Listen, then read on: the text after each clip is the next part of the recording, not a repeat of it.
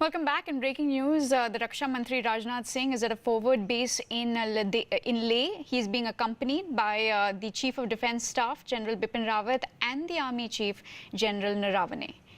Well, these are visuals coming in of the Defence Minister. Remember, he arrived about an hour ago. He arrived at 8 a.m.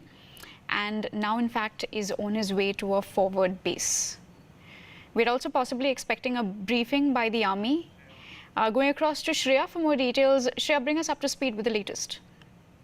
You know, where the Raksha Mantri has now landed is a place called Lukung. It is, I beg your pardon, this is a viewpoint where the Raksha Mantri has reached. Lukung is where he goes next. He's, as you can see in the pictures that are currently playing out, the Army Chief is accompanying him, General Bipin Rawat. The CDS is accompanying him as well. He's already been briefed about the situation in eastern Ladakh. What you will see in a few moments from now is an operational exercise that will be on display. This is essentially India's preparedness that will be on display. So you will see airborne para-dropping exercises take place. That should be happening in just a bit. It will, of course, involve para-troops and it will involve some mechanized troops as well. This is where the Raksha Mantri will also meet soldiers.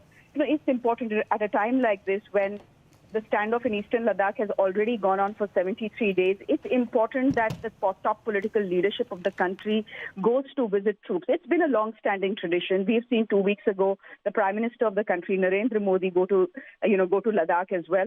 So this is a long-standing tradition. In the Indian Army, there is a belief that despite talks of disengagement, the fact is that the army is in eastern Ladakh for the long haul. There are some 40,000 troops who've been deployed there facing China. There are tanks, there are missiles, there are air defense units, there are fighter jets, etc., that have all been deployed. And while the process of disengagement is currently on, the fact is the Chinese are dragging their feet. There is a clear belief in the Indian Army that this entire process of first disengagement, then de-escalation, and then finally de-induction will take a long time. In fact, what I'm being told is that on the table right now, the entire process or the talks of de-escalation have not even started. So that is the situation that we are looking at right now. We are looking at an unstable and untrustworthy neighbor who's been very aggressive in the last 73 days. We've seen 20 Indian soldiers lose their lives. The Raksha Mantri has now reached Leh to review operational preparedness, to see how troops are prepared to deal with China in case China gets aggressive once again like they did in Galwan Valley. As you know, under the Raksha Mantri, the rules of engagement now have changed at the LAC when you patrol. Now the soldiers have been told, forget all the agreements that we've had with the Chinese about not using guns or firing bullets. In case a situation like Galwan Valley happens again, you are absolutely free. You have permission from us to go ahead and fire shots, to defend yourself, to defend your men, and to defend your territory. So the rules of engagement have changed.